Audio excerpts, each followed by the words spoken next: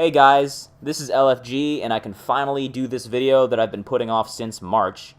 I'm going to be showing y'all how I make my SpongeBros and SpongeWatch edits. So you're going to get to see the thought process and the editing process behind all of this, the whole making of sort of thing. And before anyone else asks me in the comments, I use Adobe Premiere for all my video editing, so this is what you can see right here on the screen. But a few of you are going to be telling me, but wait, LFG, this isn't SpongeBob. That's that one robot girl from that show I watched a few times back in the early 2000s. And to that I say, you're right. This is my latest project. I'm actually working on an edit of my life as a teenage robot right now. I'm trying to branch away from doing exclusively SpongeBob, although I will understand that SpongeBob is the gold standard because everything applies. So, you're going to get to see everything that I do, almost everything that goes into the editing process, from the thought process to brainstorming to actually doing the edits themselves. So grab a popcorn and a drink of your choice because it's going to be a long video. With that out of the way, let's get started.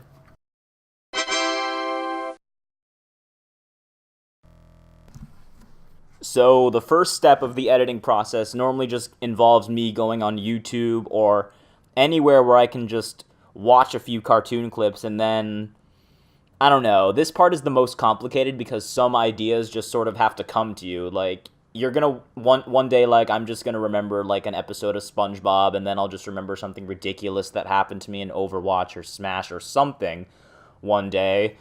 And then I'll just go on YouTube and then watch the appropriate clip. Like, for example, just the one thing I'm working on right now is actually just the intro sequence for My Life as a Teenage Robot. And I go on YouTube for two reasons. One, to watch the clip, and two, just to make sure it's in high quality and available for download. So we can just take a look at this.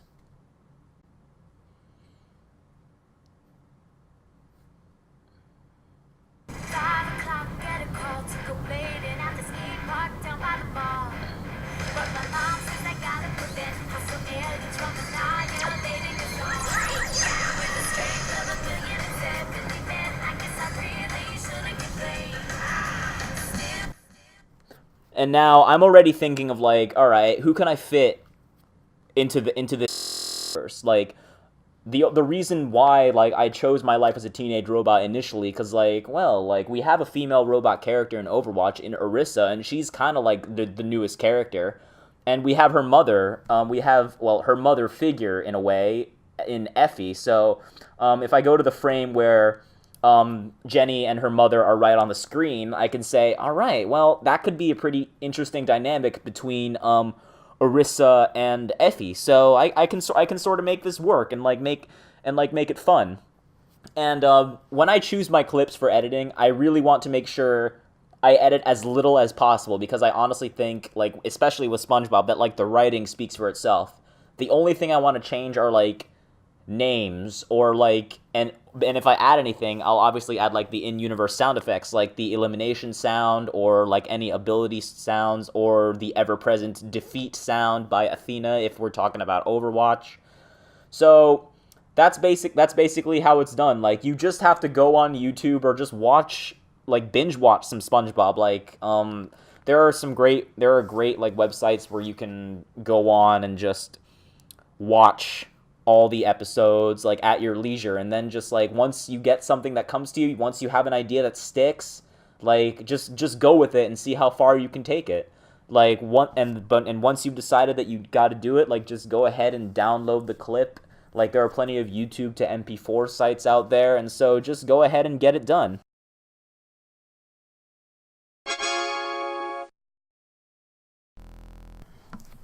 So once you've got everything downloaded, at least the video clip, you can just put it into your video editing software, and then that's where the bulk of the work will take place. Like, thinking of how to correlate a certain clip with Overwatch or SpongeBob or a video game of your choice might be the most complicated part, but this part is the most time consuming, because you want to make sure, like, the edits look you want to make sure the edits look decent.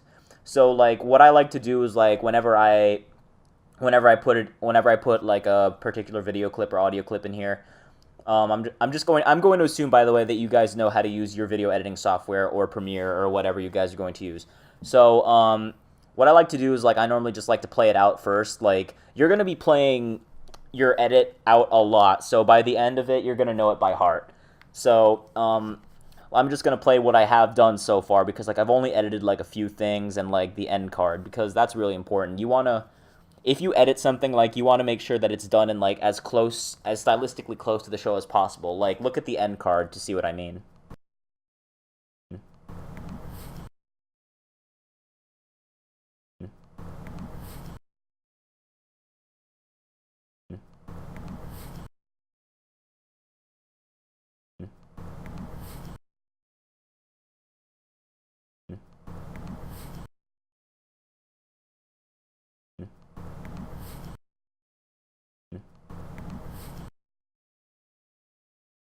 So I've already done a little bit of work on the end card because that's kind of easy to do, and you might be asking me about the certain fonts or what I use. So what I do is if there's a font that I know it's not gonna be very easy to find.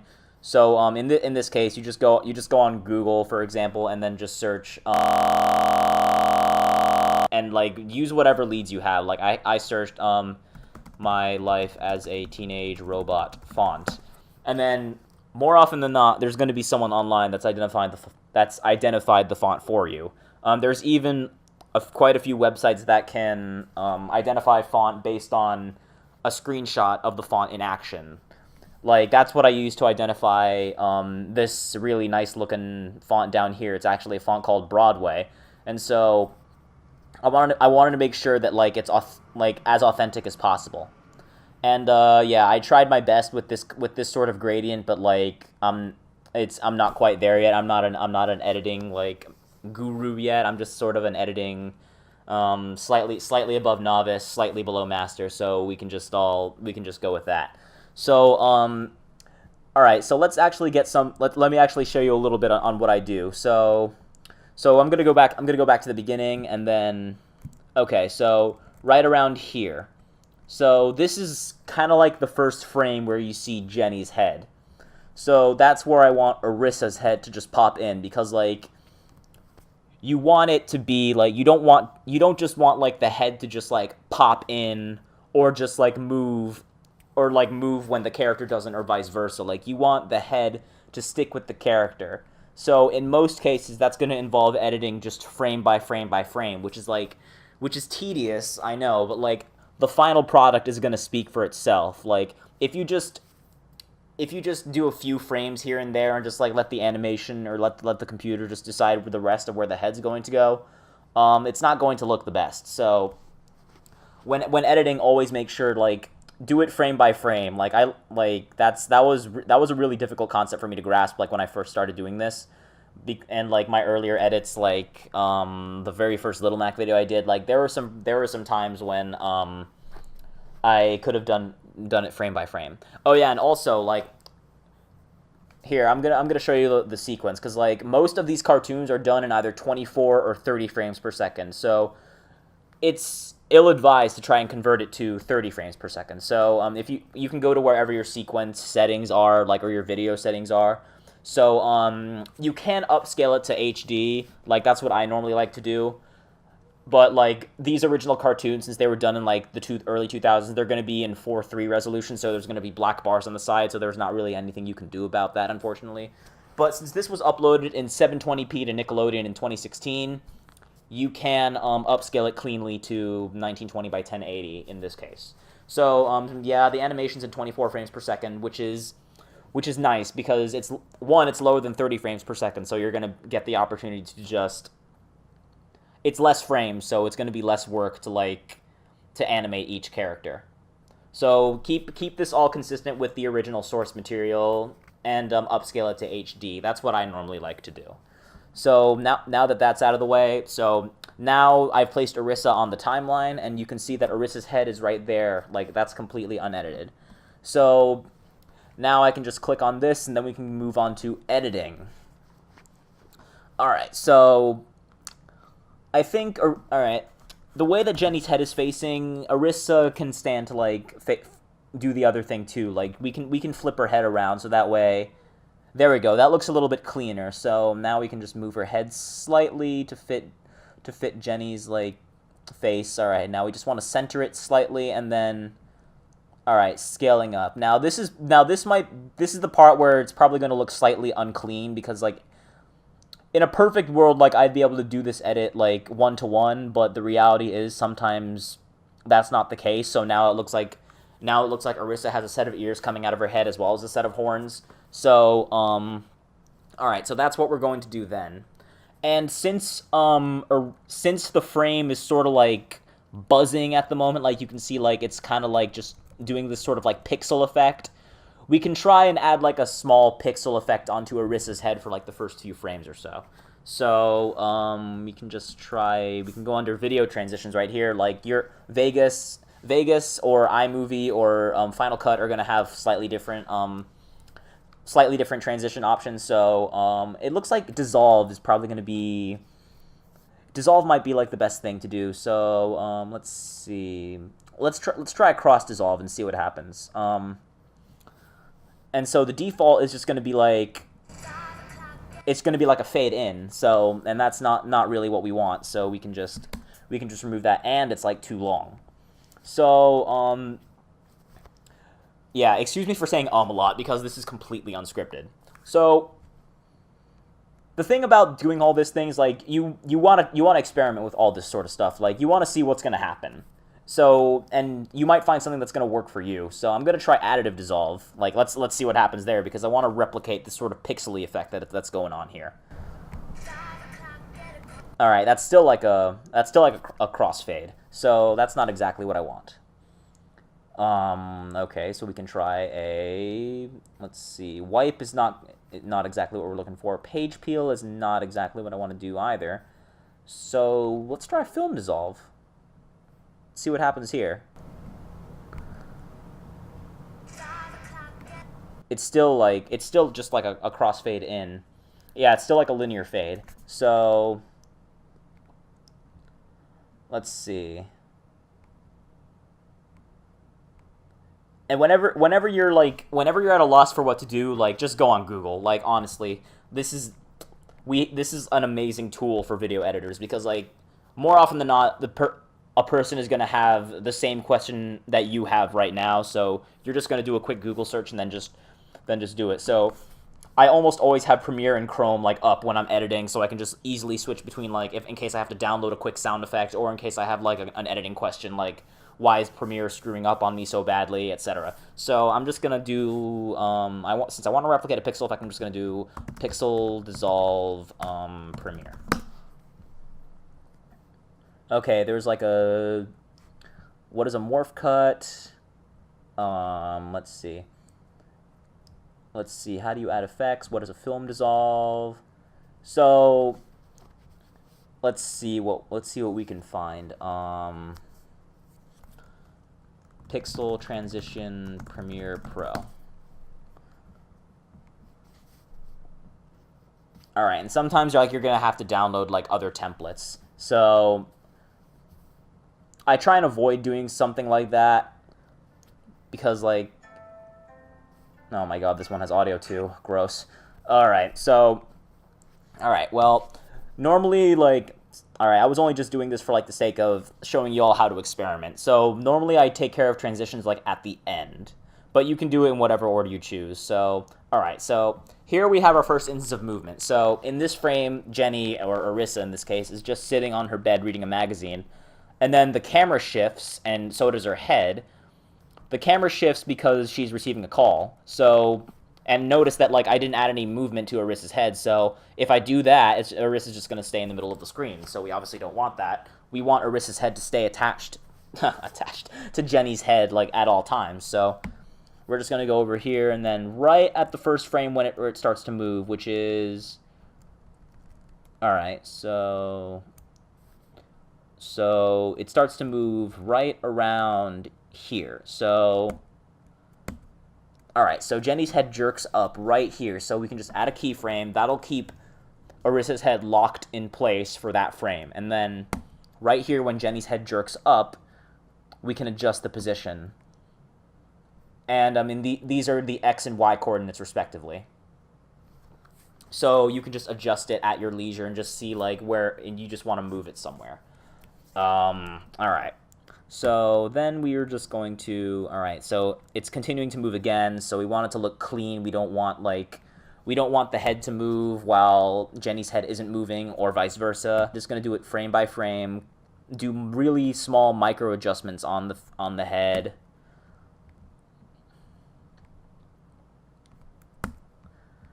Yep, this is where the time-consuming part comes in. So you just need to make sure it's done with the utmost care. At least that's my philosophy. If you find a style that works for you, then by all means go for it. I'm just giving y'all like my philosophy and all my tips. So eventually the next frame is we're going to see Brad, I believe the character's name is. So okay, now there's another thing I want to talk about. Like one of Arissa's horns is leaning slightly off screen. So if we go back a couple frames, right here. So I used to like just roll with it like back like when I was really new to this, but I realized like you can actually preserve a sort of 4:3 look while keeping the actual size of the video in full 1080p. So what I like to do if like a part of a character's body goes off screen with regards to the 4:3 image, you can just crop the image and then just. And the good thing about cropping is like you can add like a keyframe to cropping. So right here, I want to crop the left part of Arissa's horn by like about 6%, 7% ish. So yeah, now like it's still clean. You can see like a nice smooth edge where it's not going off screen. It's spot on. So, and you can do that for all the directions of cropping. You can crop from the left, top, right, or bottom. It's a shame that you can't crop from an angle, but there are ways around that. And like if I do another one of these editing tutorials, I'm gonna show you all like more advanced like tips and tricks and all that. This is just the basics right now, like how to put a head onto a character, how to move it around, etc., and make sure it looks clean. So there's that, and then all right, just gonna continue moving it frame by frame. So. And then I'm going to have to crop it again. So just to maintain the classic 4:3 in full HD look. All right, so it looks like Jenny's head has stopped moving. So now we see, I added the Zenyatta head yesterday. I was working on this a little bit. So, I mean, if you go frame by frame, it's not going to be perfect. But if you go, like, if you play it out, like, as it is, like, you can see that like it looks pretty clean. So there's crap, what's his name? Tucker, I think his name is. So I have to edit Tucker. So once and another thing, like this can all happen like when you're brainstorming like what goes where. Like once you decide like the main characters, like I decided Arissa and Effie would be the main characters because like they're the title of they're the titular character of the original source material and the mother figure respectively. The rest just sort of falls into place. Like Arissa's an Omnic, right? So I'm thinking of the Omnic characters because in the show these are her two best friends, and since Zenyatta in this case is like the wiser, like older one in this case, like. As compared to, for Tucker, actually, I'm going to use Bastion because Bastion is sort of like the younger, cuter, like, more, like, I don't know. Bastion just has this sort of, like, naivete to him. Like, I know, like, this might not be, like, super lore accurate, but, like, in this case, like, since Bastion can't talk and Zenyatta can, like, I just assume that, alright, the one that can talk is going to be the older brother, and the one that can talk is going to be the younger brother. So that's how I decide like who's going to be who. So now that I have Arissa's head like in place and Zenyatta's head in place, okay, well, you can see there that like I need to adjust the time that Arissa's head is on screen. So, all right, so I have to adjust it one more frame. All right, perfect. So let's just play out that part. And you're going to be, and like I said before, you're going to be playing and replaying and going back a lot just to check your work.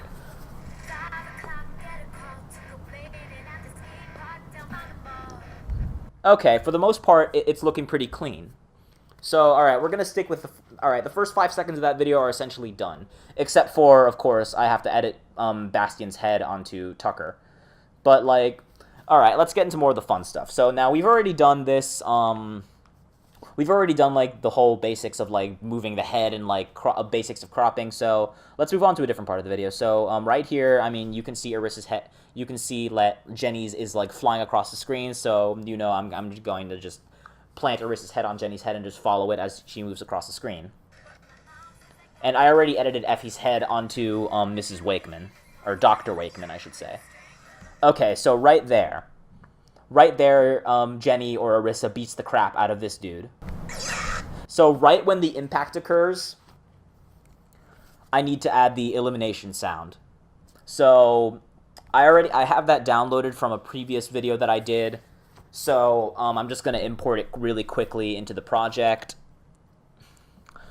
Like, once you mastered like the basics of like editing the little heads, like adding the sound effects, like, it's such a little detail, but like it adds so much. It adds so much in terms of like, oh wow, like they really know like the Overwatch universe, like, cause like, yeah, if you killed an enemy in Overwatch, like that's what you're gonna hear, and so like it can make it that much funnier. So let's see, I have a lot of stuff in here that I just have to sift through. Oh crap. Alright, let's try, it's probably under downloads, because I downloaded it such a long time, so hold on, like, this might take me a while, because, like, my computer is so full of stuff, like, oh my god. Let's see, oh, this must be it. This seems like it, yep, the kill.wav, let's see. Let's see what it is. Wow, did I really download that last year? Huh. Oh, wait. Oh, no, that's probably when the original file was published. So let me just play this file. I have to make sure it's correct. Yup, that's it. So that's the elimination sound. So now if I go back to the project. So Jenny is like doing a karate yell right here, and then the impact occurs right around like this frame when the stars appear. So let me just play it really carefully. Okay, so right when the slam occurs, right here, so I'm gonna add the elimination sound effect, and since it's a little quiet, I'm gonna make it louder. So what I'm gonna do is just adjust the audio briefly. Like, I'm just gonna make it nice and loud, because it's a really yeah, it's at minus 15.8 decibels, which is kind of soft. So, and when you're working with decibels, bear in mind, like, I only remember this from physics class, because the decibel scale is logarithmic. So if you increase this by 10, it's going to be 10 times louder, and if you increase this by 20, it'll be 100 times as loud as what it is now. So if I increase this by 10 decibels, it will be 10 times louder. So, and you're probably saying, oh wow, that's a lot. But like, when you're working with really, really small numbers at first, like 10 times is not going to be that much. So, and you can continue to adjust the audio as necessary. So let's see how this sounds. It could probably still use a little bit more, or I could probably adjust the audio of that bang sound. Okay, that actually sounds pretty good. So I'm just going to briefly adjust the audio of the clang, because like I want to make the elimination sound like really, the elimination just sounds super satisfying. So once that's done, I'm going to just do an audio gain right here, and then just blast it briefly. So I'm going to make it about three times as loud, because in this case I'd be doing it to 10 to the square root of 10 times as louder, so it's going to be like a little bit more than 3 because of the whole logarithmic scale thing. Let's see how it sounds right now.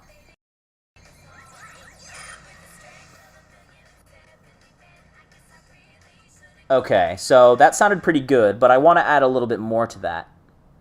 Time skip! Okay, so it's been approximately 2 hours since the last sentence I've said in this video. Something came up and I had to take care of it.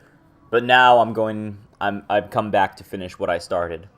So, I think I was talking about the elimination sound, and that like I wanted to add something a little bit more to it to make it seem like more Overwatchy, for lack of a better word. So what I think would be the best thing to do would be like just to add the elimination text. So let's just do that right now. So I'm just going to create a new title right here.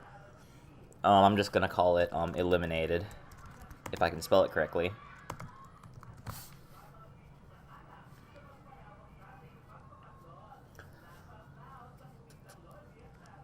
Alright, so now I just have to... Now I want to make sure I have... It's as close to one as possible. So, just to have like a reference image...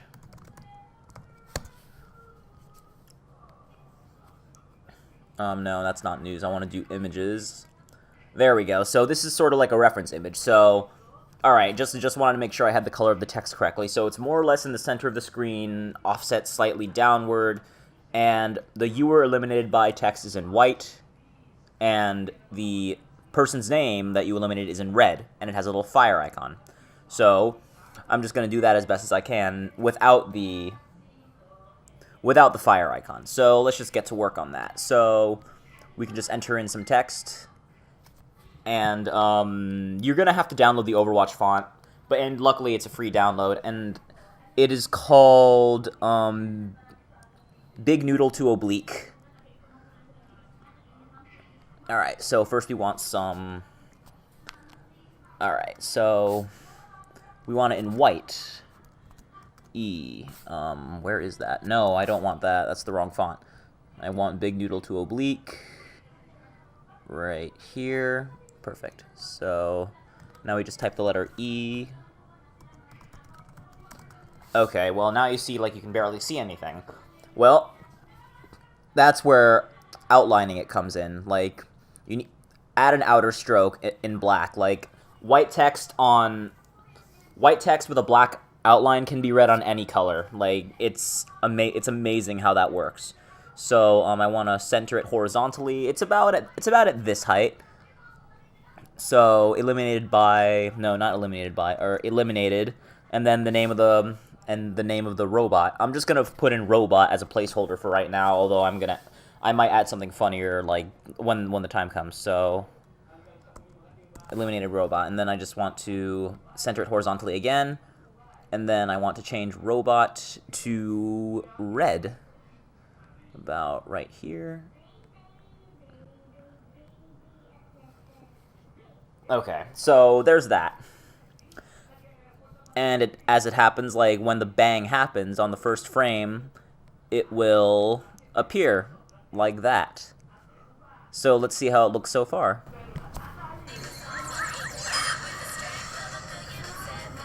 Okay, that seems a little bit too abrupt, because normally the elimination like lasts for a little bit longer than like a split second. So I'm just gonna drag it out for a little while. So right around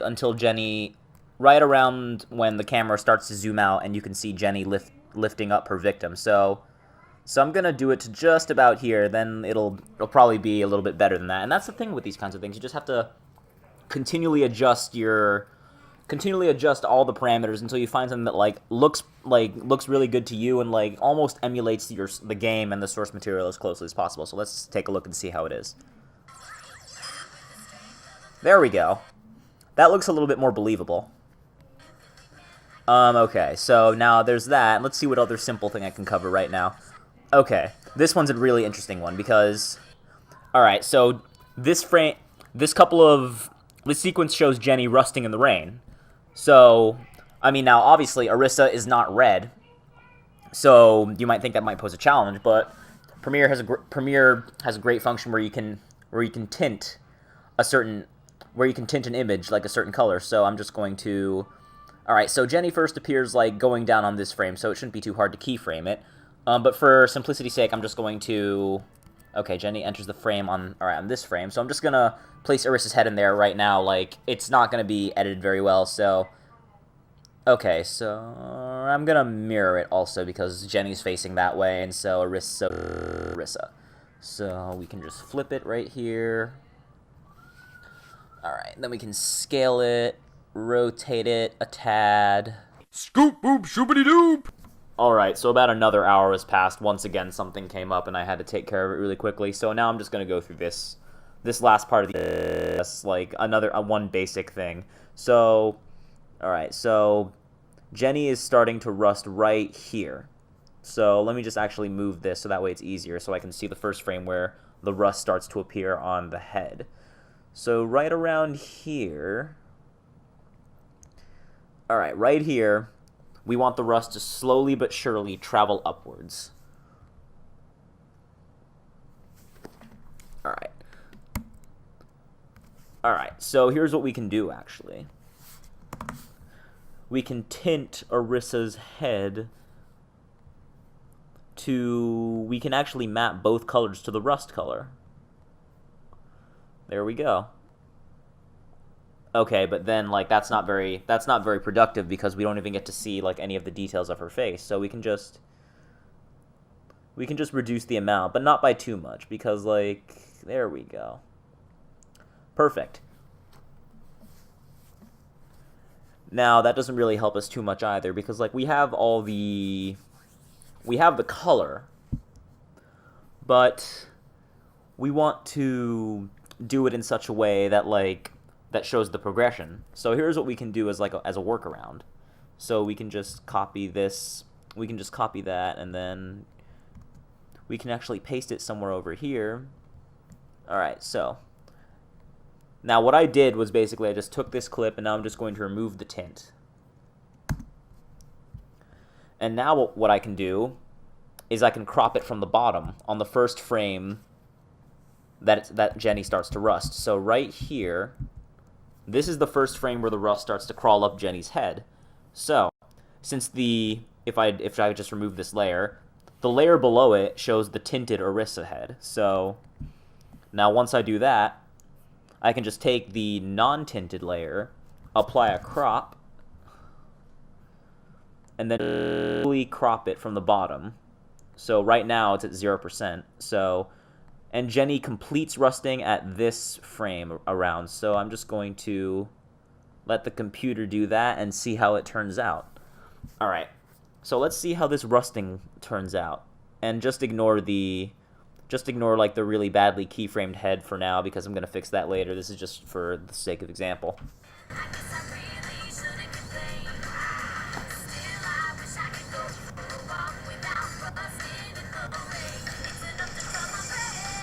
Okay, and like from right there, like you can probably guess I'm gonna add like another elimination sound effect, like right there, because Jenny just got obliterated.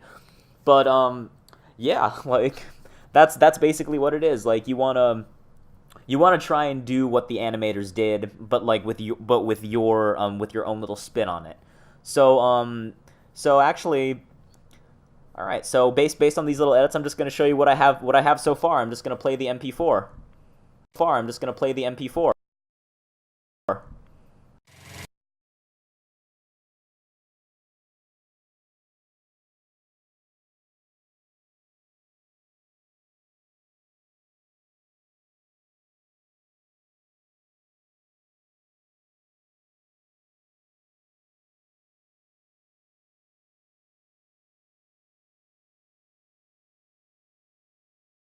All right, and that's pretty much it. That's all I have for right now. That just basically covers the basics. So let me know in the comments if you guys want me to do more of this sort of thing, because like I would be like totally okay with like doing like a little bit of like a lesson by lesson, or like just teaching you like skills in depth, like what you want me to teach about like about editing or like audio mixing or stuff like that, because I'm still learning it myself, and like I believe that the best way to like learn it yourself is to teach others.